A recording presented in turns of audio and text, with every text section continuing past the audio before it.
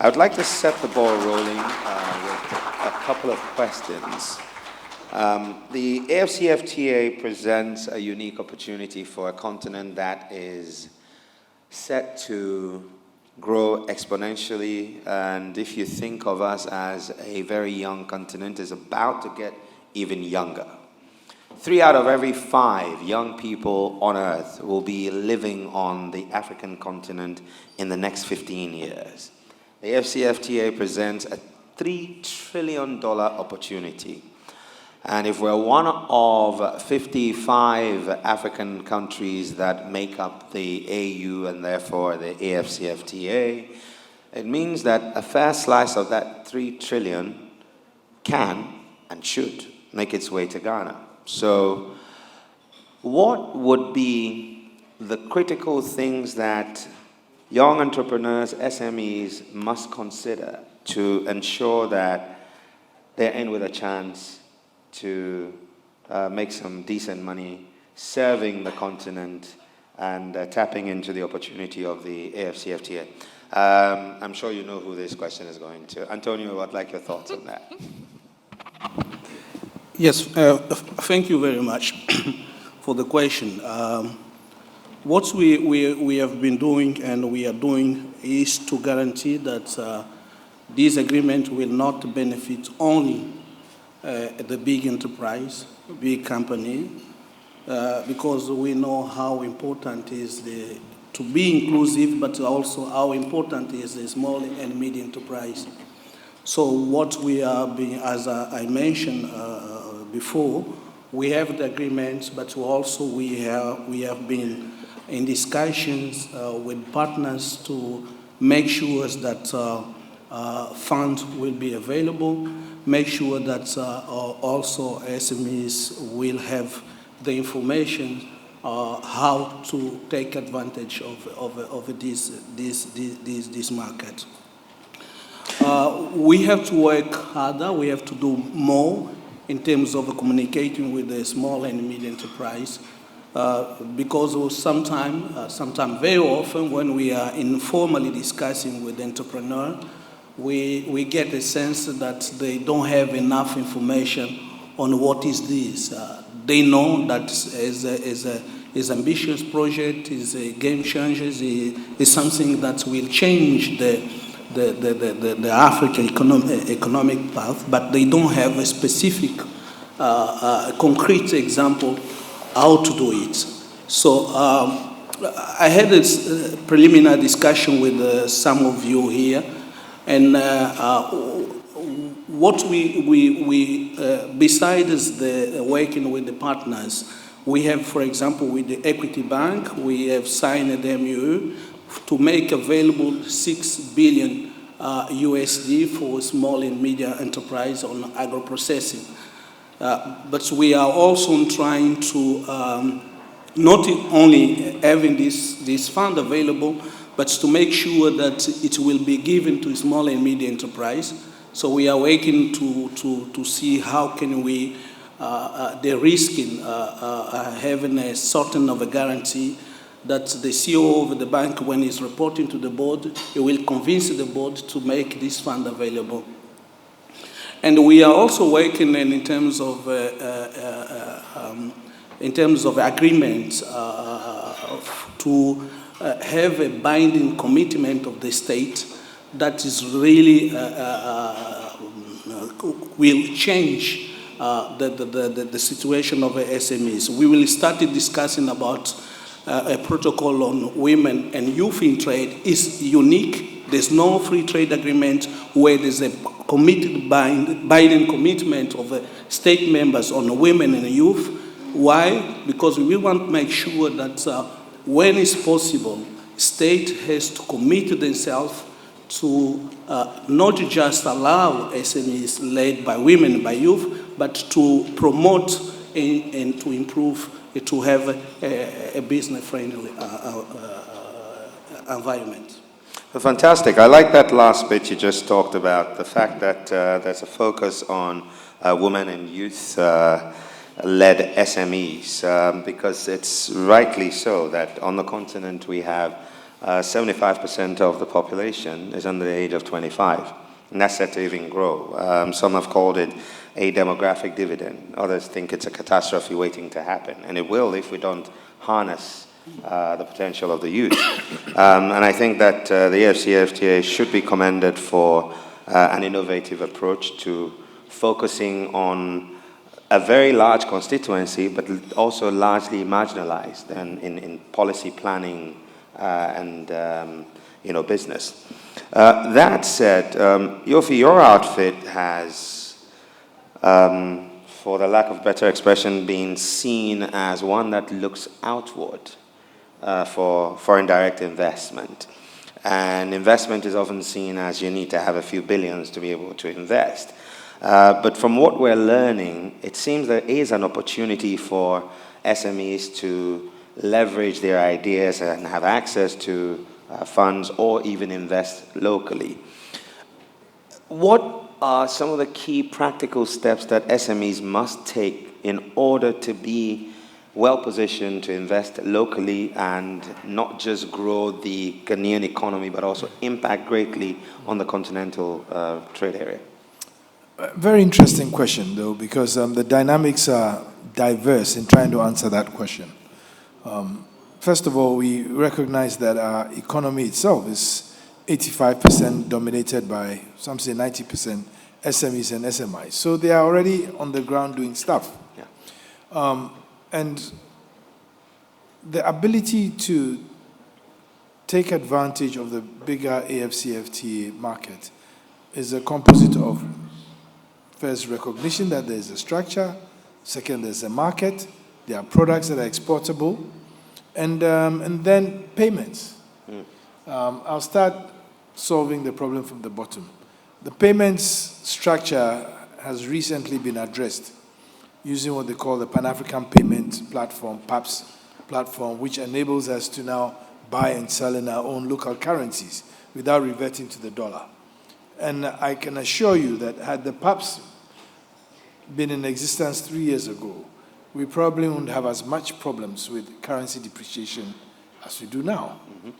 So, first of all, is to ensure that the private sector, the small companies are aware that there's a possibility that they can trade using local currency. So if I want to, buy something from Nigeria, I can pay in cedis. And then the PAPS system will take care of payment in Nigeria. I don't have to now go and buy dollars and go there and change it to Naira, buy and then come back, change to dollars. So we need to do that. Secondly, there's also the mindset. We have a very trader mindset in Ghana.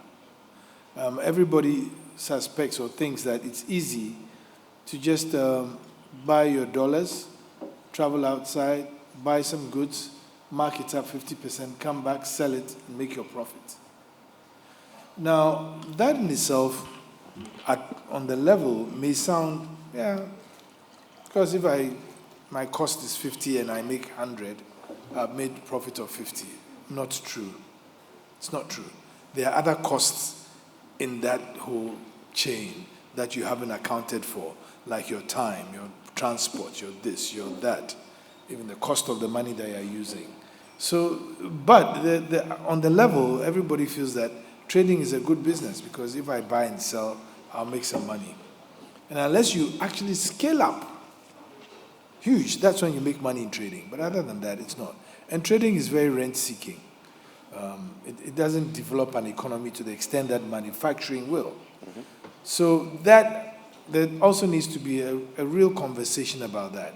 But I think that conversation has started, where the president has clearly said that we need to add value to our raw materials, our resources, both mineral and agricultural and everything else, to export. But apart from that, Ghana also has a very vibrant service culture and a very vibrant, and now getting very vibrant in the ICT and fintech space. So those are economies that you can leverage to export. So, for example, and I can give a few examples where we are seeing Ghanaian companies trying to operate in other African countries, like soft You know the IT Yeah, company Softtribe. Soft. They are Softtribe. They are in West Africa. There are also other companies that are stretching beyond our borders. We have some Ghanaian IT consulting companies operating in Nigeria because they're the big companies. There are even Ghanaian IT companies that are providing solutions to Microsoft, Google, and AWS, that's Amazon Web Services. So we should take advantage of that. The real stumbling block is lack of knowledge and understanding of what the AfCFTA presents. And because it's mostly being negotiated on a G2G basis, G2G basis means government to government, and with a bigger body of AfCFTA, there seems on the surface some exclusivity for government, and private sector and small businesses are kept out. I mean, I have a friend who's a trader, and I asked him, so do you know about the AfCFTA? And he asked me, what animal is that? He just didn't have a clue. The funny thing is that he's already exporting stuff in West Africa, but he didn't have any idea about the AfCFTA. So then I had to explain to him. He said, but nobody has told him. And I said, that's where sometimes we fail, in taking the conversation further on. And it's not just AfCFTA. I mean, the average SME, SMI doesn't give a toss about SDGs or climate change. They feel they are not concerned about that. It's not their beef. That's government beef. But those are the things that affect directly.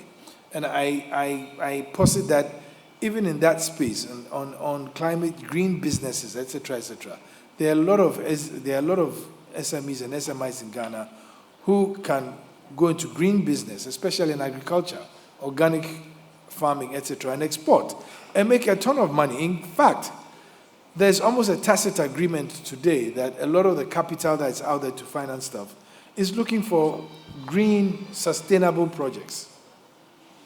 And I recently came back from a conference in Geneva called Building Bridges on seeing how we can attract capital into the SME space and find SME companies that are into climate change, etc., and fund them.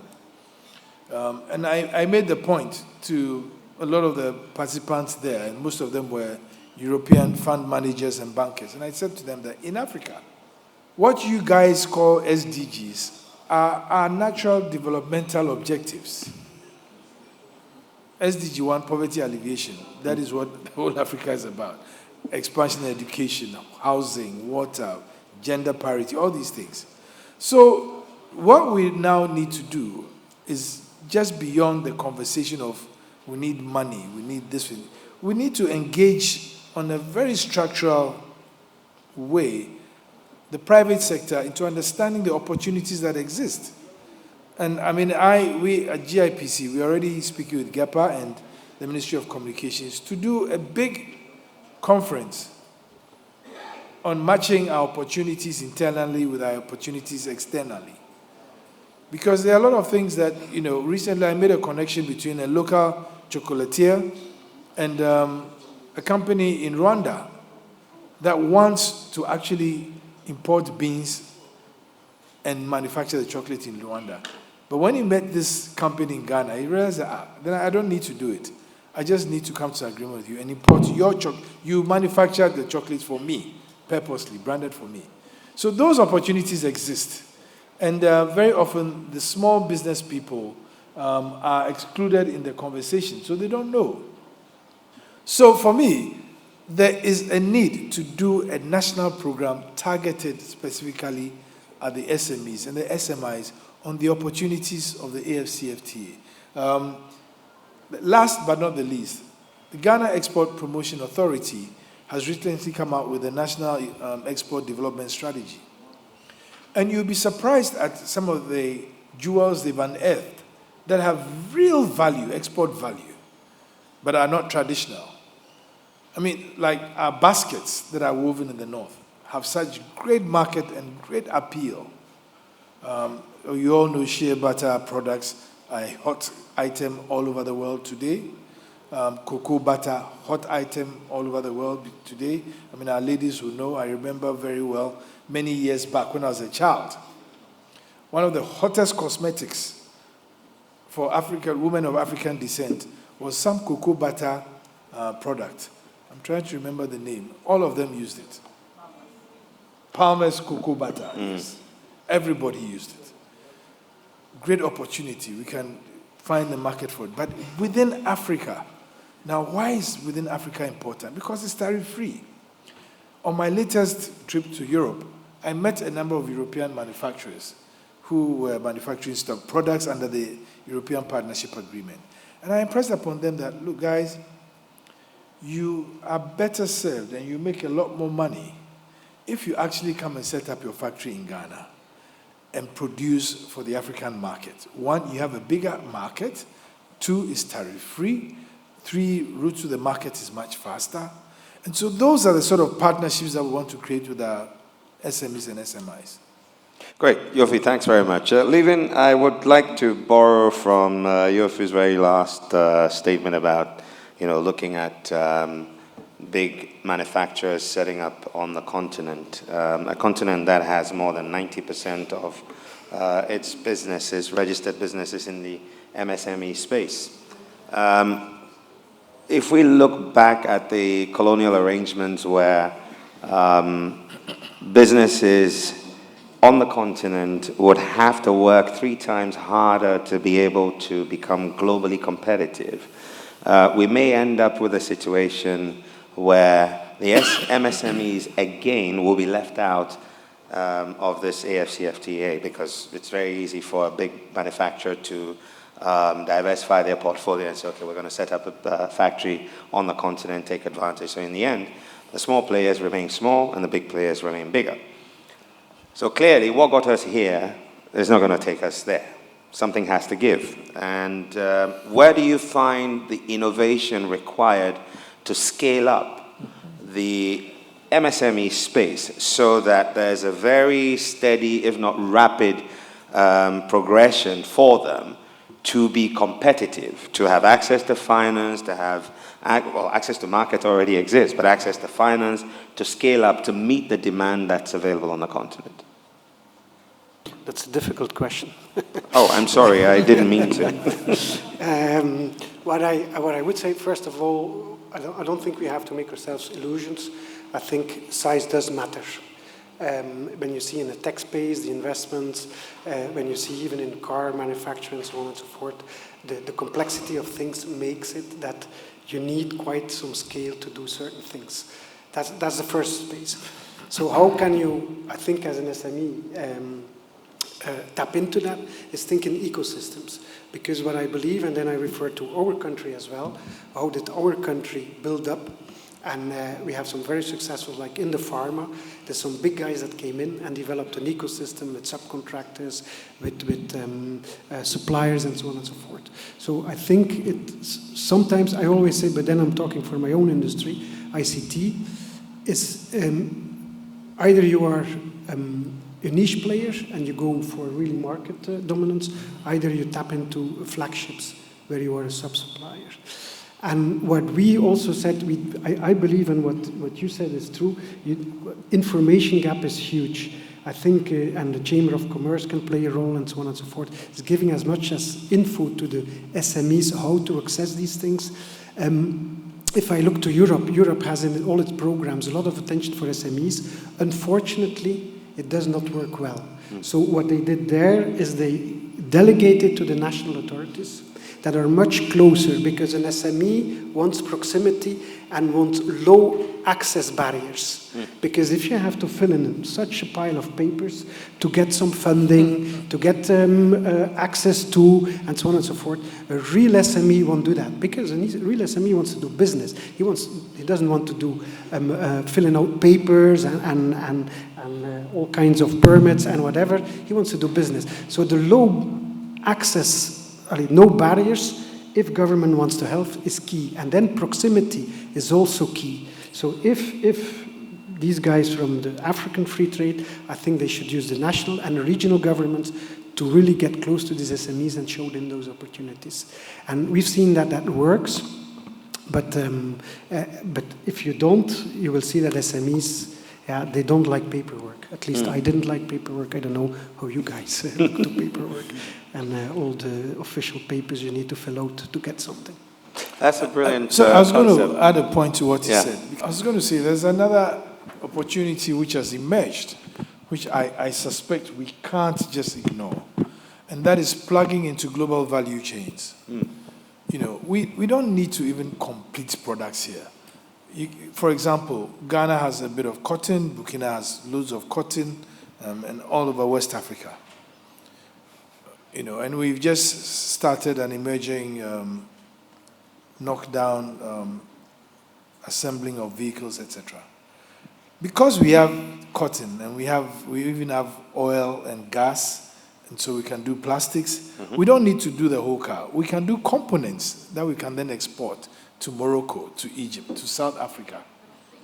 You know, so, and these are all SME parts. I mean, I spent some time in Mexico trying, and I've been able to convince the association of, what do I call them, OEM manufacturers of spare parts in Mexico to look towards Africa.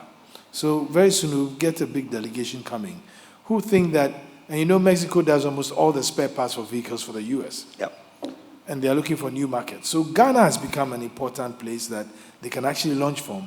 And they'll just do the little components, the knobs in the cars, the, you know, door handles, they're all plastics. That doesn't require huge technology investments, but can be done. Some like the high quality cars, a lot of the leather in those cars are hand sewn and handmade.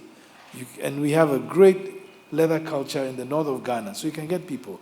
So that takes us to what is now being referred to as onshoring and reshoring of the global value chains, which we can adopt here as a strong measure for our AfCFTA effort.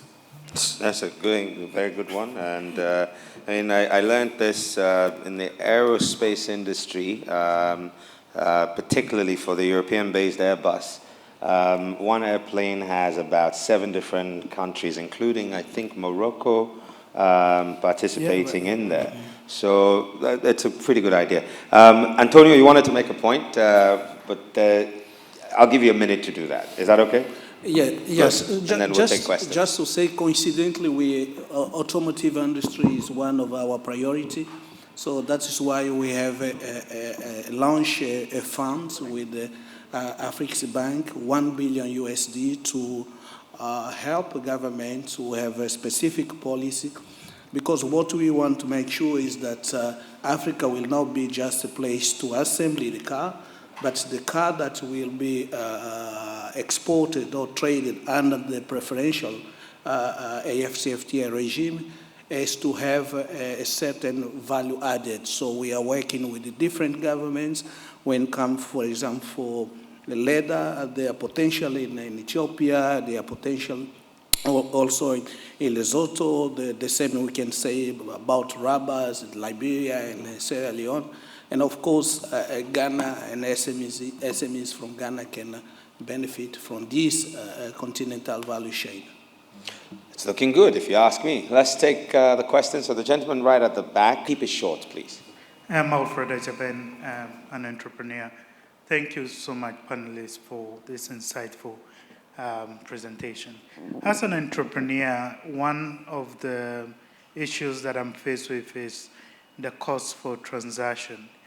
I've been wondering, since we've been having economic difficulties and the dollar is doing badly against the cedi is doing badly against the dollar, and then Mr. Yofi and other speakers spoke about working within a legal framework.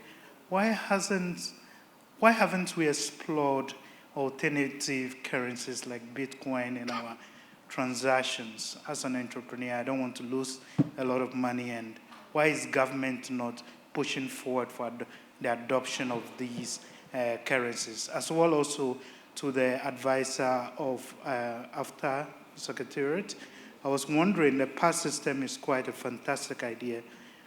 Why don't you think pushing forward for adoption of Bitcoin and these alternative currencies so it can cushion entrepreneurs and also lower transaction costs? Thank you. Thank you very much. We'll take the second question. Thank you. My name is Isahak Serperina, founder and CEO of Yinsen Tech Hub. Yinsen Tech Hub, we empower women, youth in technology and entrepreneurship in northern Ghana. My question, Mr. Yofi has already answered it a bit, but I still need to look at it. In terms of the African Continental Free Trade, indeed, what Mr. Yofi said about there's actually lack of knowledge or information. It's very true. I have come all the way from WA to participate this program, and I can tell you, all these programs have always been in Accra, and the most people that are affected are these SMEs. But these people are always neglected. Why don't we think of partnering organizations like us at the regional level or the grassroots level to involve the needed SMEs? Since we've directly worked with these SMEs, women groups, and a whole lot of people. Otherwise, I mean, it's still going to be that kind of thing. Just kind of the elite or the highest group of people leaving the most affected. So let's look at working around the regional levels, involving key organizations at the local level for this sensitization to go. So I like the fact that Mr. Yofi talked of the national conference thing, but let's look at the regional. Is there a question in there? No, there's not a question. So you wanted to make a point? Yes. All right. So the second. No, issue, I think you have to be fair to others. One is enough. Thanks very much. Let's go to the next person. Thank you, Inshira. My name is Edmond, and Mr. Yofi Grant, I want to commend you for the great work you've been doing for Ghana Investment Promotion Council since your appointment. In your line of work, what are the key challenges that you face in your determination to bring foreign direct investment to Ghana? Thank you. Good. All right. So we'll start with that, and then I can recap on the other questions. The challenges I face in my job, to tell you, it's a challenge every day. The fact that now you have to be mobile. You can't sit here and think that the investors should come. You should go looking for them. Because there's so many opportunities emerging in the world today. So I am constantly having to travel. And you know, for many Ghanaians, the idea of traveling is an attractive thing to them. But I'll give you an example. The last time I was out, I had to do Geneva one day, get on a flight to Toronto, which was about 12 hours, straight into a meeting, the next day into another meeting. The next day I had to leave for Washington, to New York, did a day, left for Washington, did a day, came back to New York, did a day. You know, and at some point I was saying, oh gosh, you know. So those challenges today do exist. I mean, it's a tough job, but somebody has to do it. And I get excited when I see that there's actual traction and progress. But it is tiring because you're competing with the countries who probably have greater opportunities or greater mobility than you do. But that is one. The other is you need to really be the best at the game. You are constantly reforming. You need to understand the indicators in the market that will make it an attractive place to do business, an attractive place to do investment.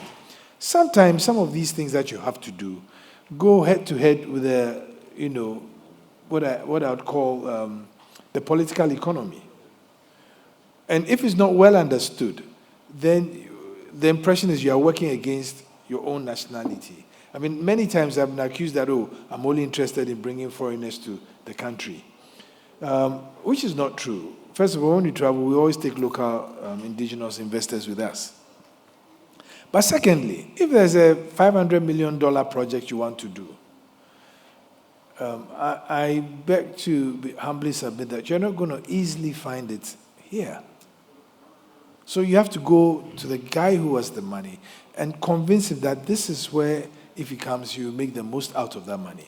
Whilst you are telling him, somebody from Togo is telling him the same thing. Somebody from Nigeria is telling him the same thing. Somebody from Cote d'Ivoire is telling him the same thing. Because West Africa is very homogeneous in our practices and our economies and all that. So you have to be competitive.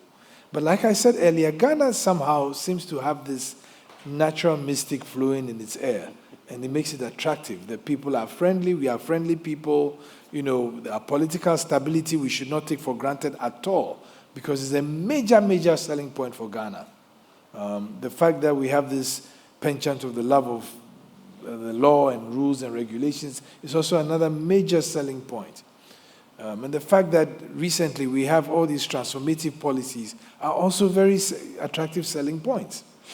And very often, when you are in the country, you don't see. But those outside always see. And I've had foreigners tell me all the time that you don't know what you have, if you knew. In fact, last week when I was in Dubai, one of the guys there, a very wealthy man in the billions, he told me Ghana is exactly where Dubai was about 25 years ago.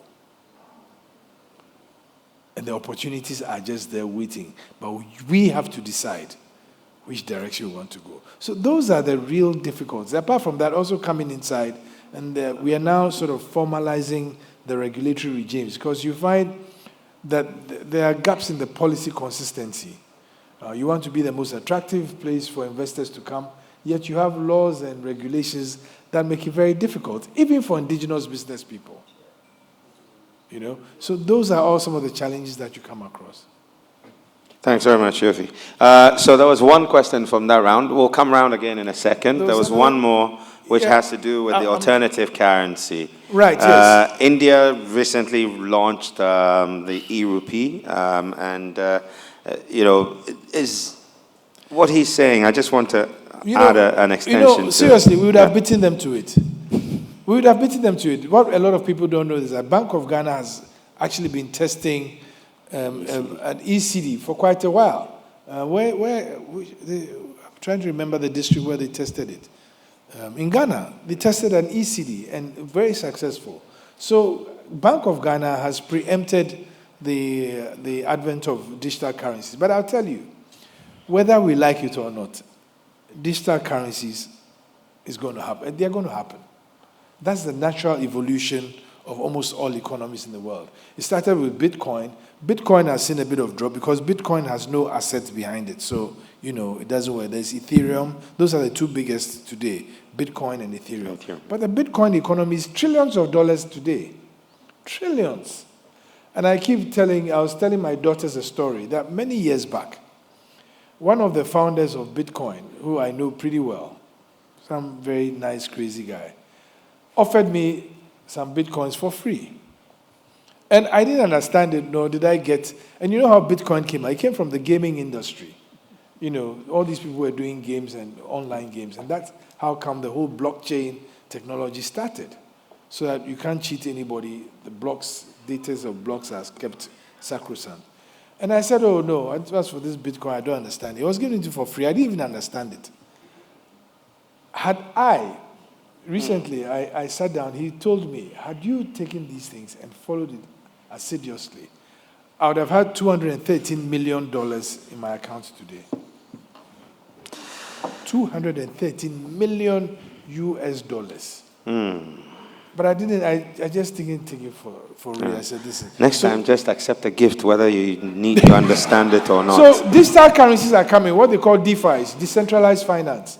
It's coming. But there's also another parallel that is saying that as much as we have, decentralized finance that is under no regulation, there must be controls. So even within the blockchain industry itself, they are finding ways and means to ensure that there are uniform usage protocols so that you don't have adventurers enter and take advantage of people. Because the real threat is that decentralized finance has no regulation. Mm-hmm. So that's the challenge we have. But it's going to get there. It will definitely get there, whether we like it or not.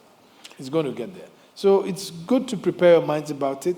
I would ask all of you to, in your spare time, today on the net, there are so many offers of, explanation of what decentralized finance is, what digital currencies are. And it's not rocket science. When you read it, when you hear blockchain, people ask, they say, blockchain, what is blockchain? Some odious technology somewhere. No. Blockchain is simply a chain of blocks of data that do not change. That's what it is. That's what I call it a blockchain. They are linked. Now, the good thing about blockchain is once the data is fixed in the block, it doesn't change. So you can use it for 1,000,001 things. Can you imagine if today, registration of lands, we use blockchain technology to build a database? Yeah. We wouldn't have the problems that we have there today. I mean, I've bought a piece of land for 3 times, and I don't think I still own it. I don't know. So it's going to get there. Yeah. Wonderful. Antonio, you wanted to weigh in? Yeah, just to comment on the question. One, about the currency. In Africa, we have 42 currencies. So when you are from here, you want to make a payment with the partners in Togo, you can't do directly. You have to, your bank will convert in euro or USD, and after it will be in franc CFA, as we say in French. And all these cost for Africa 5 billion USD every year. 5 billion USD every year. So that is why the Secretariat, yes, transaction cost. Yeah. And also it's not just the cost, the transaction cost, it's also the time. Sometimes it's quicker to take your flight here to Lagos than make the payment through the bank here until the partner will receive them. I think most people would tell you it's not sometimes. It's Yes, most yes. of the time. So that is why the AfCFTA worked with Africa's banks to launch this Pan-African payment and settlement system for all of us in Africa to be able to pay in your currency, in your partner to get it as quick as possible with less cost in our own currency. So this is a very big step. Of course, now it will depend on numbers of commercial bank and the central bank that will be partners or at least allow us to work in their domestic territory. On the question about the information, it's true. We have to inform. We have to engage more with the private sector, especially with the SMEs. And you have here the court of the Secretariat. One is that you have also a government office dealing with the AfCFTA, and I encourage you to engage with them to see how can you organize some training. The second point is that we are demand-driven institution. It depends on you. It depends on your demand. I'm here because we got invitation to be part of these discussions. Otherwise, I couldn't, by my initiative, just suggest that the AfCFTA has to be on board to discuss with the SMEs. So if you have whatever the idea, the initiative, or the event that you think is important for us to discuss and to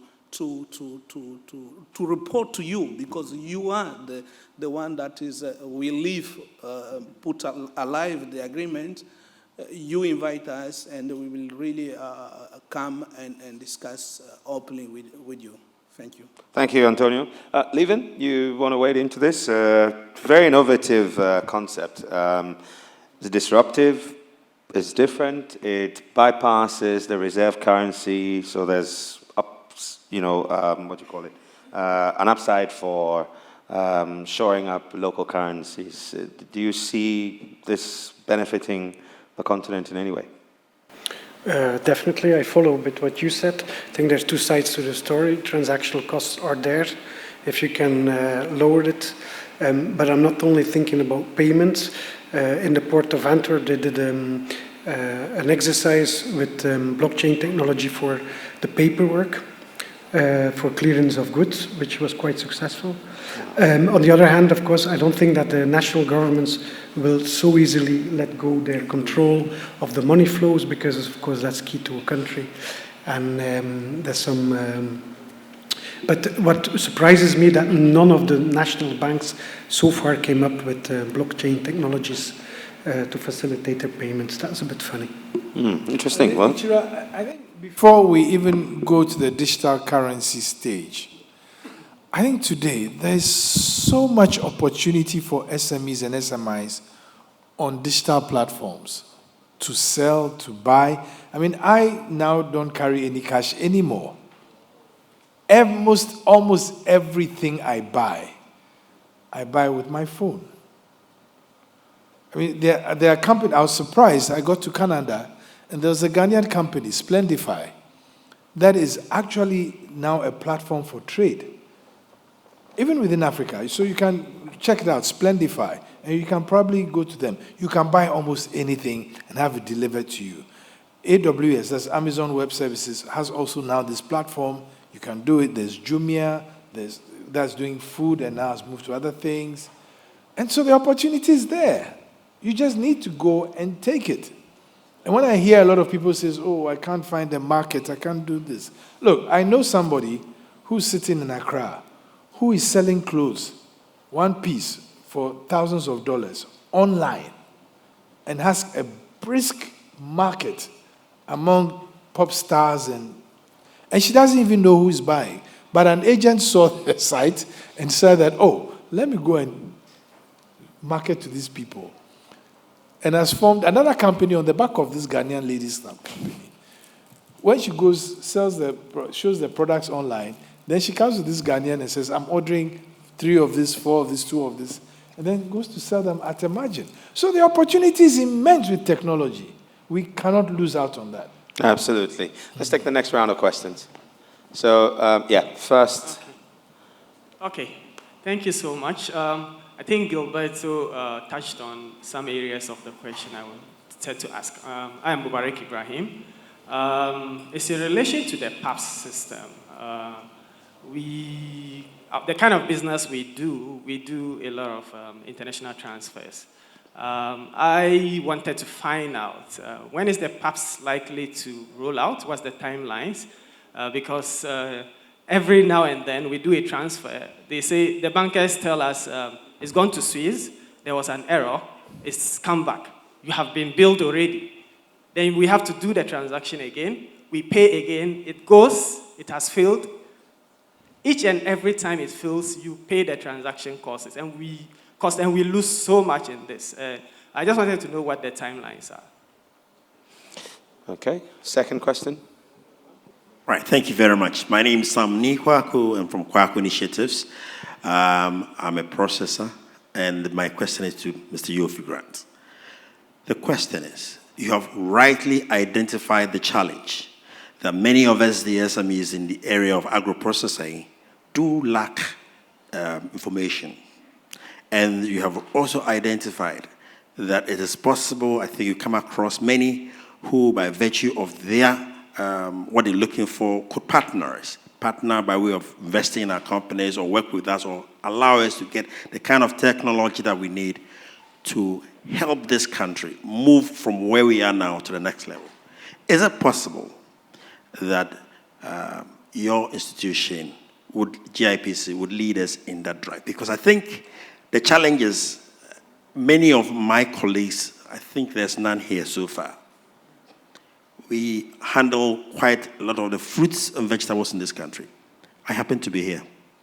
When are we going to find us and call us one by one to such? But if you can focus us, have what I call value chain approach, you're looking at fruits in the sector, maybe oranges, you're looking at this, and then you can partner us or have people come speak to us and share. And like he said, we don't like papers. It's true. Fill this and fill that. Make it simple. Put it here and everything is filled. That approach will help us in this country to move on. When are you going to do that, if it is possible to do it? Thank you. Thank you. We'll take one final question in this round. Oh, sorry. Yeah. There's 4, so I'll take that one. Thank you so much for the opportunity. My name is Kwame Edu Dakwa. I have questions for all 3 panelists. Mr. Antonio, clearly today currency and money is a problem. So my question for you, as someone who is with the Africa Continental Free Trade area, is that, is there going to be a monetary union? If yes, what is the timeline? And do you think it would be a good thing? My second question is for my very good friend, Mr. Yofi Grant. I hope you don't have a third. I do have a small third one for, I don't want to leave him out. Because then you rob others and we need to be going to lunch. Sure, okay. So for keep it at two. Yofi, as an entrepreneur who is between seed capital and early stage fundraising right now, the current situation of the currency in Ghana, my cost of capital is now changing. What do I say to these investors who I'm talking to now to raise funding? Those are my two questions. Thank you. Thank you. Thank you for the opportunity. My name is Jennifer Tekulabi. I'm currently a student of University of Environment and Sustainable Development. Nice. I'm the CEO of Gentela Enterprise. I process fish and shrimps. My questions goes to Mr. Antonio. During your presentation, you mentioned that the AfCFTA is with trade of products and services. Could you please mention the services that we can trade on AfCFTA? Thank you. Okay, thank you. And so we can take the answers, and then we'll do one final round, and that final round will take only 5 questions. So please pay attention. Antonio, you want to start? Yes. Thank you for the very interesting question. On PAPs, you have to get in touch with your bank to know if they are part of. I know that in Nigeria, for example, there are already transactions that is made under this platform. What we have agreed is that we will discuss about all the service sectors without any exclusion. However, to accelerate the process, we have decided to do by stage. Now we are working on 5 priority, and we will, after conclude these negotiations, going to remain 7 priorities. So among priority, there are, for example, the financial sector. Because I have the floor, let me just announce 2 big events that I really invite you, if possible, to be part of. We will launch in March. We don't have yet the venue. Probably will be either in Dakar or in Cape Town, AfCFTA Business Forum. What we want is that investors come and new SMEs also join us, and we really do a business match. We want at the end of this business forum that partnerships be concluded, because we don't want to just have an event per se as event. The second one is the Inter-African Trade Fair that will be held here close by in Abidjan. We held the last one last year, and we had more than 11,000 visitors. In terms of business, it was about 40 billion USD, more than 1,000 expositors beside the COVID. So this one, we are expecting at least 3,000. What I saw in the previous one in Durban, some countries came with a big company, some others like Togo, what they did is they had a stand, national stand, and through the national stand you have a lot of SMEs to allow also SMEs to be on board. So this is an event that will take place in December. At the end of the next year here in Abidjan. So it's a good opportunity really to meet potential partners, to exchange views where you are, and also to listen to other SMEs from other countries. So the challenge and the opportunities that they are having. I met a couple of days ago a lady, very shy lady, and we exchanged a little bit, and she started to tell me one thing that is important, because there were some SMEs also in the conversation complain about the situation in Africa, and she said that where there's opportunities for business, there are always challenges. And when there's challenge, there are always opportunity. She has more than 100 people work for her, and she's doing well. She's exporting now in East Africa, in Tanzania, in some other countries. So there's opportunity to do business in Africa. Okay, great. There was a question about how to make progress in spite of the cost of capital. You make progress, but with great difficulty. That's the honest truth. You know, the other models that seem to work, and I'm not saying that having this currency arbitrage opportunity doesn't mean it will be bad for you.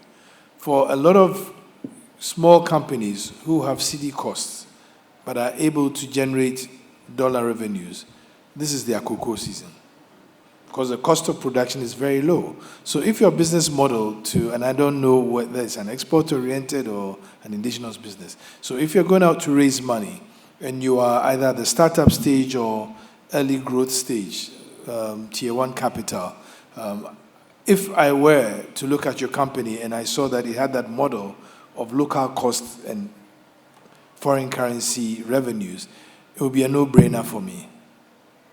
But it depends on the size. And I dare say that, yes, it's a very difficult thing, especially raising money in Ghana from private equity firms, because they have their stated models that they bring. They will give you minimum capital of, 10 million for 15% of your company. Now, how many companies in Ghana are that size? Very little. Very few. 1 or 2. For Ghana, if you have a company like that, then it's a big company. So your main challenge is what the business model is. But I'll tell you, a lot of the PE firms as well, who recognize these currency swings, don't model their investments on the short-term swings. They look at it over the period for which they will exit, usually 7 years.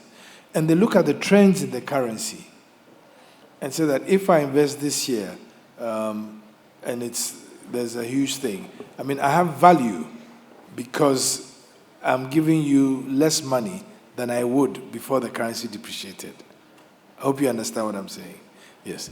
But if my exit is in 7 years, I need to understand the modeling there, because if the value gets worse, then it will cost him, who has CD revenues, more money to enable him pay out my exit. That is if the exit has a condition that they'll sell to you first. But if they have an exit like going on the stock exchange and having a secondary market, it doesn't really matter, because it was dollar cost. They'll sell at, I don't want to say this because it's high sort of corporate finance things. They'll sell at X times, EBITDA, or 9 times. They enter at, 3 times, and they exit at 9 times. And for a lot of private equity investors, they are come to partner you. They partner you. They are not saying, I'm investing with you and then leaving you to go and generate money for me. They will work with you to make sure they achieve what they want in the end result. So my suggestion usually is that when you're at that stage, look for private equity money who understand the markets, and there are quite a few. Very often, the problem is you don't know where to see them or how to get to them. If it's just a normal investment, the normal investor just comes and says, oh, the dollar has depreciated, so, if I give him money today, by the time I want to exit or I want my money back, it will cost him even more, so it's unlikely I'll get my money. But those are all assumptions.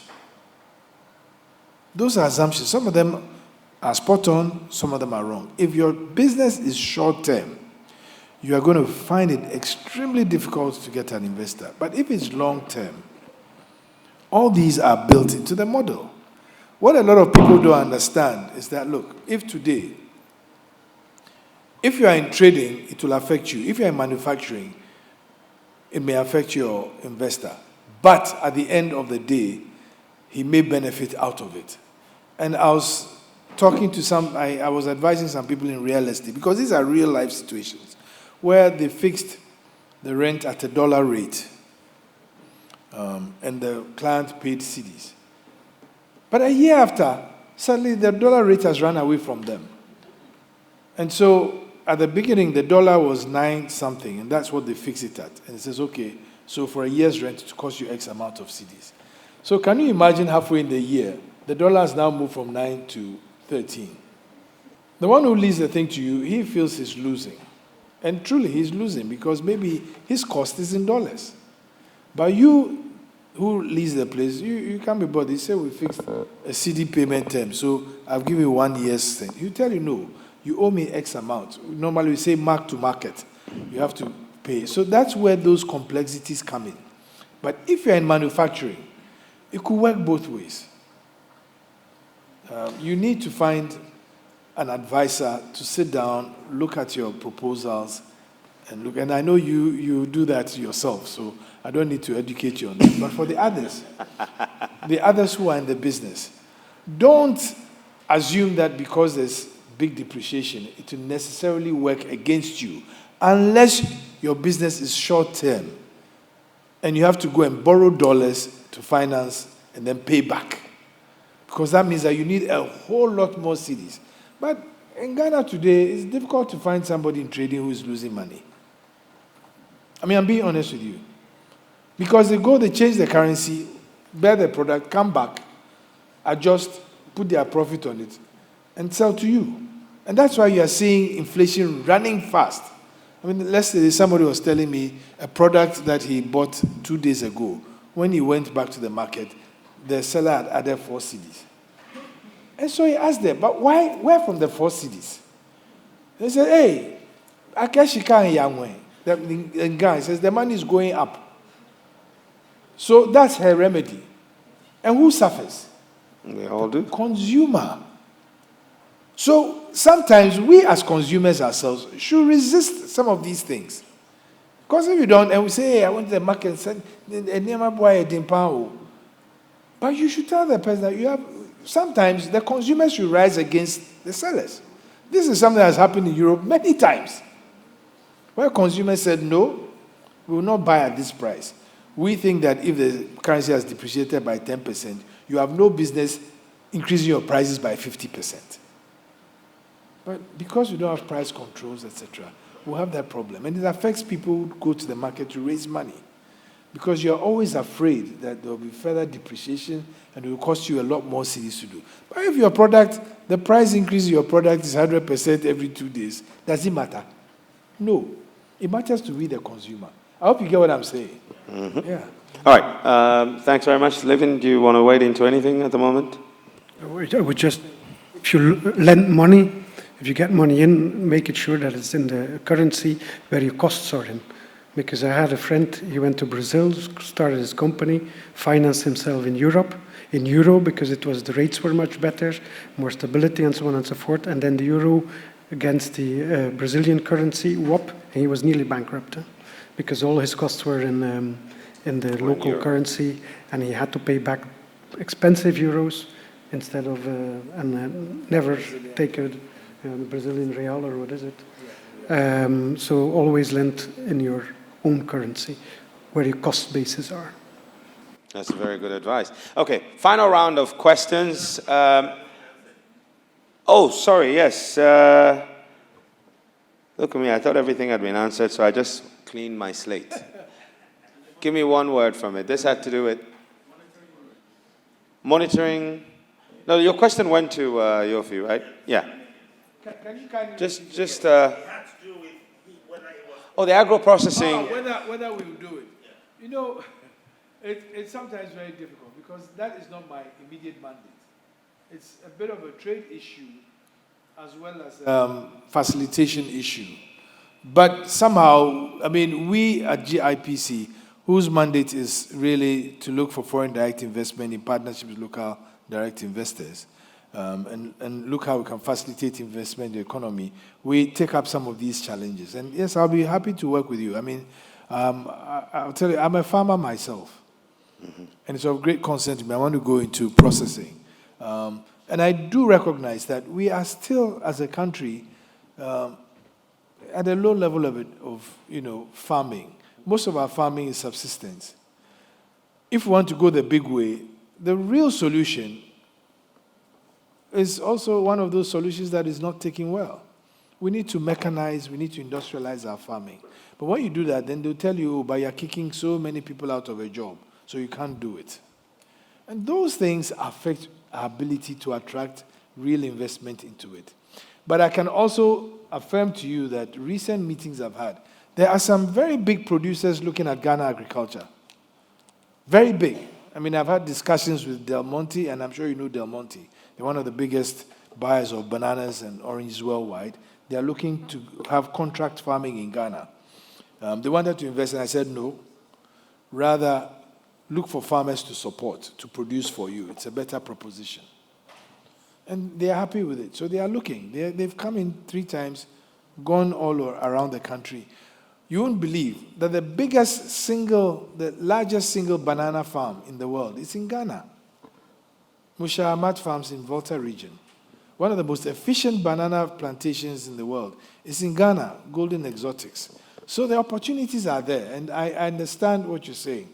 What is critical is whether you get the right partner who understands the dynamics in the market, and that's where we can assist you find it out. So, yeah, who knows? Maybe our next external mission, you'll be asked to come along so that you meet the investors yourself, and we'll guide you which way to go.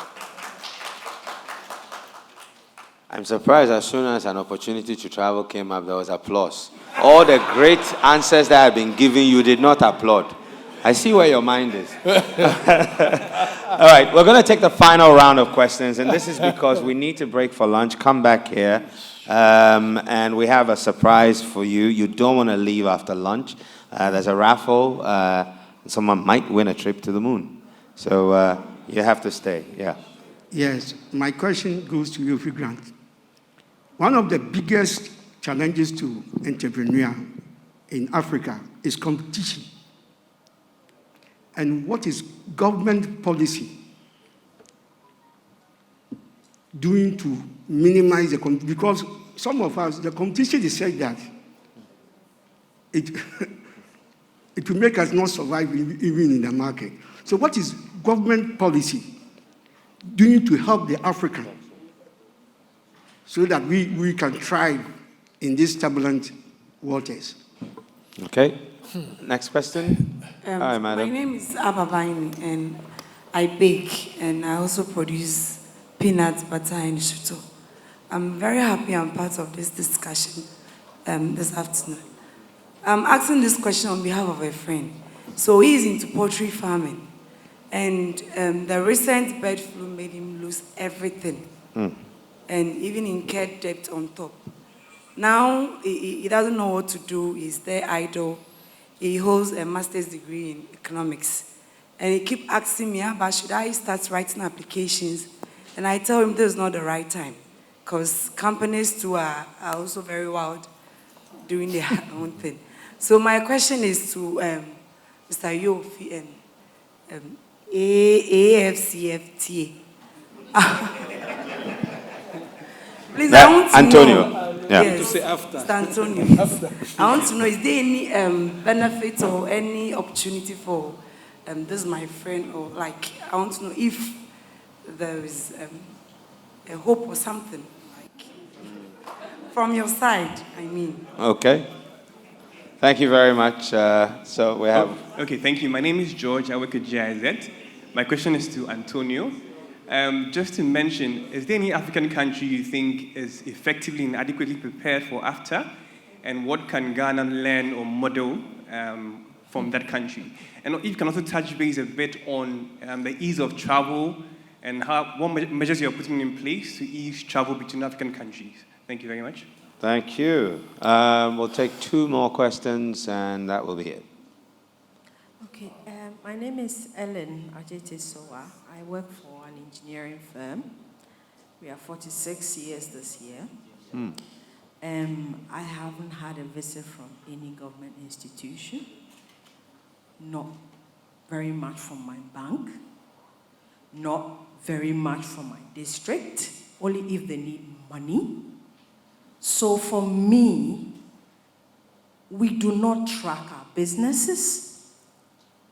We do not focus on them. And so I'm happy that we've set up enterprise The Ghana Enterprise Agency? Yes. We really need to focus because to me, we are scattered. We are not focused. So I need to have my reps from the organization reaching out to me. What are your problems? What can we do? And then we move it. We try to join the big, what do you call it? The associations and all of that. But for example, I visit Denmark. My counterpart in Denmark is visited by their minister twice in a year. My company, no one. So for me, that's where we start. We need to focus, and we talked about using AI to really reach out to people. Let's do it and reach out and get results. Because at the moment we are not focused. From our district right up to the national, we are not. Thanks. Thank you. Final. Okay, well, I had an anonymous question come to me, so I'll read that one instead. Why have we as a nation failed over the years to export value-added products? Could this be the reason why SMEs are failing to grow? What lessons can we glean from this? This can go to all three of you. Oh, there's a bonus question. Okay.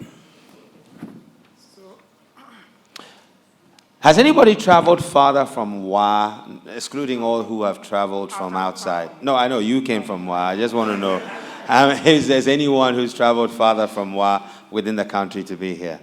I think he deserves a round of applause. Thank you, Mr. Adu. I appreciate it. My question again goes back to Mr. Antonio and probably Mr. Yofi. You have two questions. Because I'm from one, maybe. So, Mr. Antonio and Mr. Yofi, so I am a farmer. You know, one of the government initiatives, Planting for Food and Jobs, has actually encouraged some of us to begin to think that farming is the way to go if you do it the commercial way, not just from hand to mouth. And indeed, this year I've been able to pilot about 50 acres of soya and maize. I'm now looking at, I've secured 200 acres of land in my area, northern Upper West Wa. So, but I'm looking at, in your presentation, you talk about some funds for support for agriculture. So I'm looking at how can I tap into this? You know, this 200 acres comes over is capital intensive. How do I tap into this to expand my farm? So that is what I want to say. Then quickly to Mr. Televic, I've forgotten the name. In your presentation, you made mention of the fact that you are into STEM. I run an NGO that empowers women and youth in STEM in the northern part. I want to see how we can collaborate to run this program, since collaboration is one of our models we use. Thank you very much. Okay, great. So we'll take the questions and then we'll break for lunch. And we have a raffle after the lunch and then a couple more presentations and then we'll call it a day. So stay with us. Let's start off with Antonio this time. And gentlemen and ladies, the panel are now between you and your lunch. So if they're taking too long, you can start applauding. So over to you. Yeah, I will be very short on the questions about the recruitment. In terms of people working at the secretariat, of course, it's logical that the majority are from Ghana because we are based here. But when it comes to professional recruitment, it's open, very competitive. You can get the information through our website, and when there's opportunity, you send us your application. Of course, it's Pan-African institution. We don't have a specific position for people in Ghana. We have position for Africans. If you have an Africa passport, either you are based in Ghana or you are from Ghana, you are based in the US, there's no requirement in terms of where you are staying, but the only requirement that is because it's Pan-African institutions, is that you have to be African national, but so is open and quite competitive.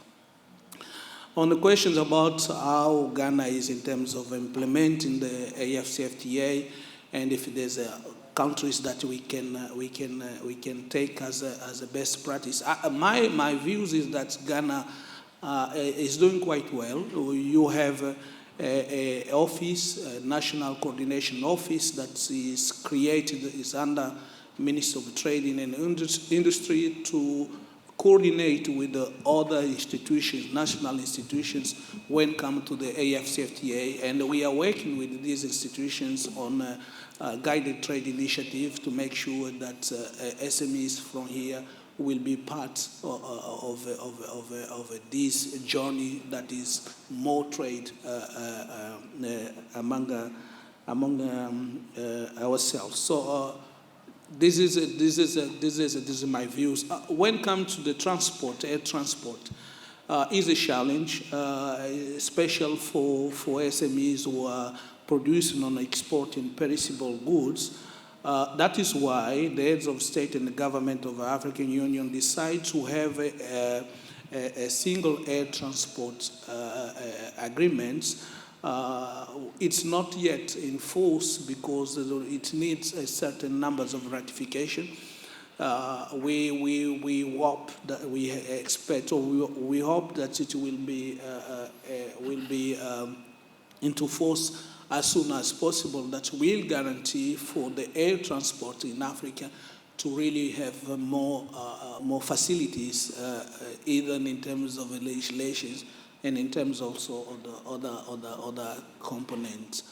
I don't know if I missed any question. Not according to my notes. Yeah. Yep. Okay. Thanks very much, Thank Antonio. Yofi, I think there are a couple of questions for you and then one for Lieven. Yeah, I'm not sure which question to. So there's one on competition. I don't know whether the question about government policy to help small businesses. Yes, I think there are quite a number of policies that have been rolled out. There's the NEIP. There's of course GEA. There's the president's own, youth entrepreneurship. You Start. That he gives an award every year. Yeah. Then of course there's You Start. So there are quite a number. The thing is how engaged and engrossed we get the youth to participate in these things, because very often they enter with a handicap. They've never done it before. They don't understand what is required. And I see quite a number of them. And so the information gap thing still comes inside. And education for our young people is essential, that we teach them life skills, not just go to the classroom, chew, pour, and pass, but real life skills so they can know how to confront problems in a structured way.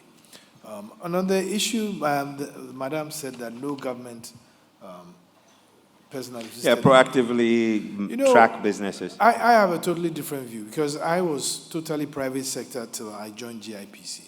If I had the chance, I would not want government anywhere near my business. Yeah. When you bring them in, then you're making them a partner to your business. The only partnership I have with government as a private sector person is I pay my taxes. Their duty is to create an environment in which I can work unencumbered or unhindered. I think, if I'm not mistaken, my understanding of the question, and you have a chance to correct me if I'm wrong, is more to do with the business enablement environment, where you have, like the Chamber of Commerce or government agencies. Most of those are self-governing entities by the players in the industry. They are not government. I mean, AGI is one. I would ask you whether, Madam, you are a member of AGI. Right, so you have an institution whose job is to ensure that collectively you grow. Government's bit. And government has, till I entered government, I used to say some of these things, but when I entered Ghana, I realized that government's responsibility is sometimes too huge, especially when you're in a developing country. You are talking of somebody not visiting you. Somebody will be saying they don't even have a toilet in their homes.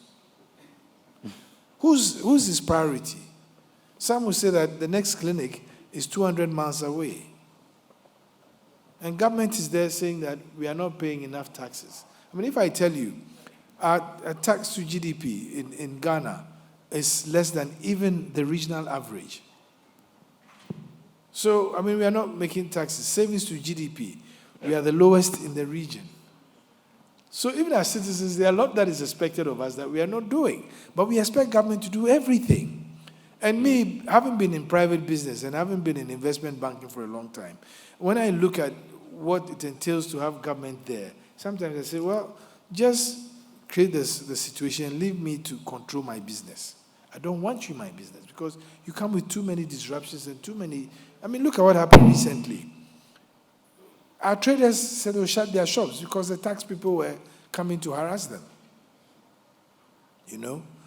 And so there are many dynamics in this relationship. The important thing is that the state should create opportunity for small businesses. They should create access to markets, and that includes facilitating access to finance, facilitating access to incubation, and that is why we have all the other agents, the GEs, etc., etc. So I may not answer your question for you directly, but I'll tell you that I would take that strategic course because every entity expects governments to be there to support them. On the issue of competition, that's a huge economic question you're asking me.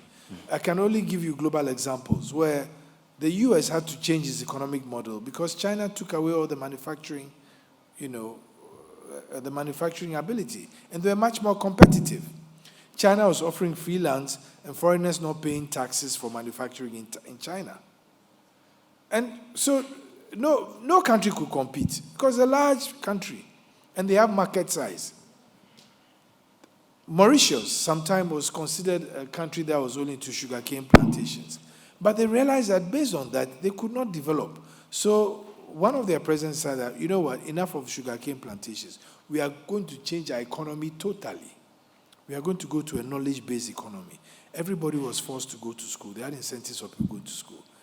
The rest is history. Mauritius is probably one of the most developed countries in Africa today. But the issue of competition is a pure economics thing. And sometimes you can't battle it. No government can battle it. You can try by supporting and protecting some of your industries. But ultimately, look, I went to China. There was one village. That one village does 25% of the world's socks. 25%. And they had reduced it to a very technologically based science. So if you want to do socks in Ghana, first of all, even power is a problem. Reliable power. Getting the goods to the market is a problem. You go and sit in traffic for 2 hours. Now, finding an agent who exports your goods for you is another problem. He will want his cut. So the issues in the supply chain and the value chain themselves makes it very difficult for us to be competitive. At a recent conference, we were talking of production, agricultural production in Africa, and I made the clear point that the global trade architecture makes it extremely difficult to be competitive in agriculture in Africa. And also, I says, look, even as we speak, countries are dumping food to protect prices. And you in Africa, with all the problems that you have, you can't compete. Rice. I told somebody some time back, as much as we want to be self-sufficient in rice, and we have to take a strategic view, when it comes to the global economy in rice, we can't be as competitive as Vietnam. They probably have 100 years of rice culture.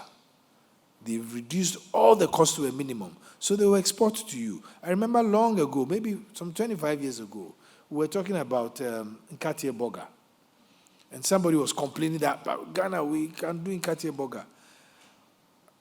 At that time, done a study on it. It was easier to import from Malaysia than for him to plant and produce in Ghana. So those are big issues. They are big national strategic issues that we should look for. The answer doesn't lie in how I can't tell you that there's one answer. Okay, thank you. Lieven? There was one question. I think there was one question about... Maybe to come back on what was just said, there's the same story in Europe. All the entrepreneurs, certainly in times of crisis, they look to the government to solve, and I think we should solve our problems, but the government has to take care of a business-friendly environment. And sometimes they talk a lot, but they don't always do it. But it's true. Governments always talk a lot because you are being battered from all sides, from all. And sometimes you have to give comfort. I mean, we understand, like today, the problems that we have. The cedi has lost value because the American keep increasing and all the investments. But you are government. That's why people voted for you. You have to find a solution. And sometimes finding a solution, you talk. Yes. Lieven, back to you. He just proved that government talks. He took over your... The question I did not fully hear because I have some hearing problems. STEM, partnering. Can you repeat it, the question, because I didn't... So he runs an NGO that empowers young people and women, and they're focusing on STEM, and they want to see if there was scope to partner with Televic. Yeah, definitely. I would say, yeah. I think you can have an offline conversation during lunch or something, yeah? All right, good. And the final one had to do with, exporting value-added products. What can we learn from why we haven't been... Are there any lessons accounting for why we've not been able to do so? Any lessons to learn, except that, as the Chinese say, the best time to have planted a tree was yesterday. The next best time is now. Now, okay. If we didn't do it then, it doesn't mean we shouldn't do it now. We just have to go full head at it because, I mean, I've been preaching this thing for the past 20 years. We'll never grow our economy by just exporting raw materials and resources. We need to add value. Simple. Okay. Great stuff. Ladies and gentlemen, help me thank Mr. Yofi Grant, CEO of the Ghana Investment Promotion Center, Mr. Gilberto Antonio, Senior Advisor to the Secretary General of the Secretariat. Oh, that's interesting. Of the African Continental Free Trade Area. AfCFTA. Well, they call it AfCFTA. Yes. Sounds Asian, right? Yeah. So that is clearly defined. Okay, well, that's free consultation for rebranding. And of course, to CEO of Televic Group, Lieven Danneels, a round of applause. Gentlemen, you may please take your seats. Thank you so much. And with that, we're going to break for lunch. We'll see you back here in 1 hour, and you'll be in with a chance to win some cool stuff in the raffle, and then our final presentation before we leave. Thank you.